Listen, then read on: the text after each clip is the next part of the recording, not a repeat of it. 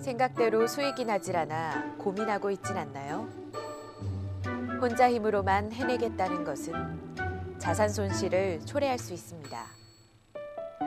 나의 능력에 전문가의 힘을 더해 확실하고 큰 수익을 창출하는 것. 그것이 바로 현명한 투자입니다. 투자자의 마음으로 NBN.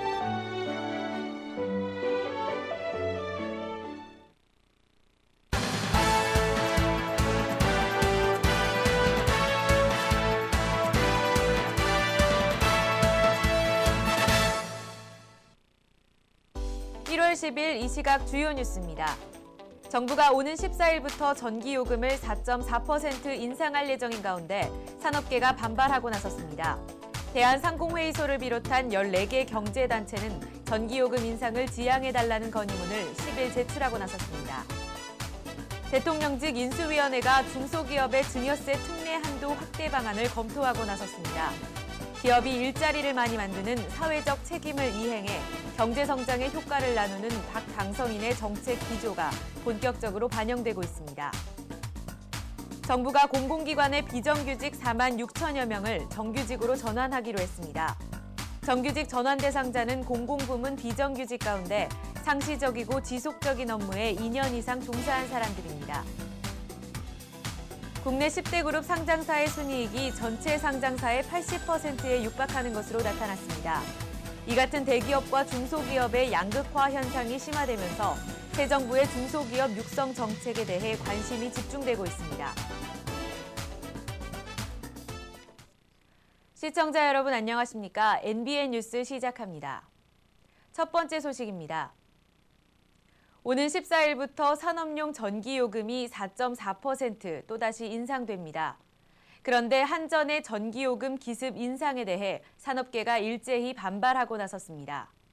대한상공회의소를 비롯한 14개 경제단체는 최근 기업들은 내수와 수출의 동반 침체로 어려움을 겪고 있는데 전기요금마저 추가 인상되면 경제력이 더 악화될 것이라며 대통령직 인수위원회, 지식경제부, 기획재정부 등에 전기요금 인상을 지양해달라는 건의문을 10일 제출했습니다. 경제단체들은 건의문을 통해 지난 1년 반 사이 주택용 요금 인상은 4.8%로 최소화하면서 산업용만 20.1%나 올랐다며 2000년대 들어 한전의 적자를 이유로 산업용 전기요금을 올린 폭이 70.7%에 이르고 있다고 설명했습니다. 대통령직 인수위원회가 중소기업의 증여세 특례 한도를 확대하는 방안을 검토하고 나섰습니다. 중소기업의 업주가 생전에 기업을 물려주면 최고 50% 세율의 증여세를 물어야 합니다.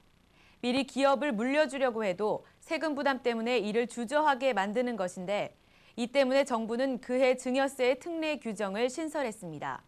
하지만 이런 특례 한도가 지나치게 낮아 중소기업의 현실과는 동떨어졌다는 게 업계의 중론이었습니다. 이에 따라 인수위는 업계의 사정을 적극적으로 정책에 반영하기로 했습니다.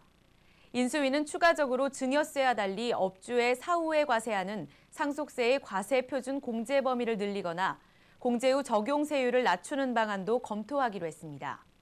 업계에서는 공제 범위를 500억 원 한도에 100%로 늘려달라는 의견을 인수위 측에 개진한 것으로 알려졌습니다. 정부가 공공기관의 상시적이고 지속적 업무를 하는 비정규직을 정규직으로 전환하기로 했습니다. 또한 대선 공약의 재원을 마련하고자 대대적인 세출 구조 조정을 시행할 방침으로 모든 재정사업은 원점에서 재검토하기로 했습니다. 10일 기획재정부에 따르면 오는 주말로 예정된 대통령직 인수위원회 업무보고에 이런 내용을 위주로 한 공약 이행 방안과 기존 정책 평가, 주요 정책 현안 등을 담기로 했습니다. 정규직 전환 대상자는 공공부문 비정규직 가운데 상시적이고 지속적인 업무에 2년 이상 종사한 근로자로 용역업체를 통한 간접 고용이 아닌 직접 고용만 해당됩니다.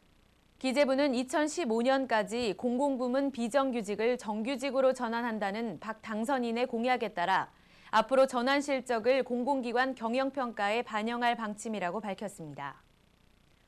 국내 10대 그룹 상장사의 순이익이 전체 상장사의 80%에 육박하는 것으로 나타났습니다. 금융정보업체 FN가이드와 재벌닷컴에 따르면 상장사 1,345곳에 작년 3분기까지 매출액 909조 원 가운데 10대 그룹 상장사 80곳의 매출액이 492조 원으로 전체의 54.2%에 달했습니다. 10대 그룹의 영업이익은 전체 상장사 영업이익의 74.5%인 42조 3천억 원이었고 순이익도 전체 순이익의 78.1%인 36조 9천억 원이었습니다. 이 때문에 대기업의 경제력 집중과 문어발식 계열사 확충을 막아야 한다는 목소리와 함께 새 정부 출범에 중소기업 육성 정책에 대한 기대가 커지고 있습니다.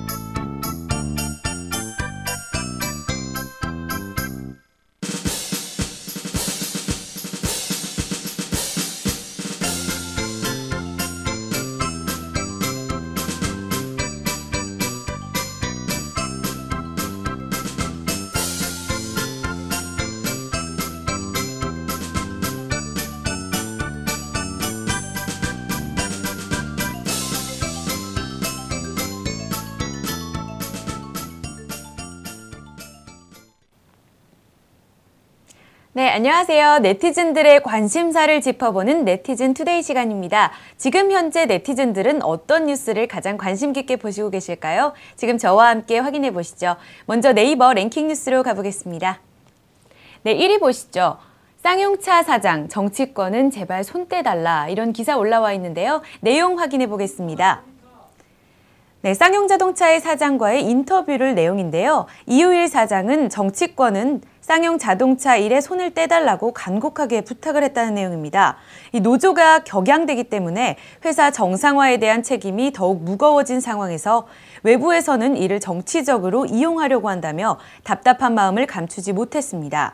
또한 이 사장은 상반기 중 무급휴직자를 우선적으로 복귀시킨 뒤 경영 여건이 좋아지면 희망퇴직자와 정리해고자 채용 문제를 검토할 것이라며 경영 정상화가 우선이라고 거듭 강조했습니다. 쌍용차가 빠르게 호전될 수 있기를 바랍니다. 다음 기사도 살펴보겠습니다. 2위입니다. 카드 해지하려고 했더니 연회비가, 이런 기사 올라와 있는데요. 내용 살펴볼까요? 네, 신용카드 많이들 사용하실 텐데요. 이 카드 해지에 있어서 불편을 겪은 소비자들 굉장히 많다고 합니다. 콜센터에 전화를 걸었더니 처음 받은 상담원은 해제 처리를 해주지 않고 전화를 다른 부서에 연결하기 일쑤고, 이 해제 담당 상담원을 받았을 경우 해제를 해달라고 했더니 절차가 까다로울 수 있다 등등의 불이익을 은근히 강조했다고 합니다. 또 안 쓴 신용카드 연회비를 돌려받는 것은 사실 당연한데요. 한 소비자는 카드 해제할 때 연회비 환불을 요청했더니 이미 연회비가 청구 결제돼서 환불이 불가하다고 했다니 정말 억울할 따름입니다. 이 카드를 홍보할 때 미리미리 알려주지 않는 이런 중요한 정보들, 더 이상은 피해가 없도록 특단의 조치가 필요할 것 같습니다.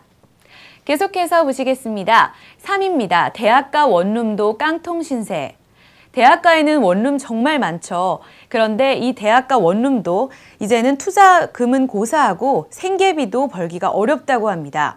이 대학가 주변에 원룸이 우후죽순 생기고 반값 기숙사 열풍이 불면서 학생들이 점차 떠났다고 하는데요. 이 같은 상황에서 대학가 원룸 깡통 신세가 돼버렸습니다. 이를 확대하는 방안 또는 새로운 방안이 정말 대책이 바로 필요할 것 같습니다. 네, 네티즌 투데이까지 살펴봤습니다. 1월 10일 NBA 뉴스 저희가 준비한 소식은 여기까지입니다. 한파가 다시 기승을 부리고 있는데요. 건강관리에 유념하시고요. 저는 내일 이 시간에 찾아뵙겠습니다. 시청해주신 여러분 고맙습니다.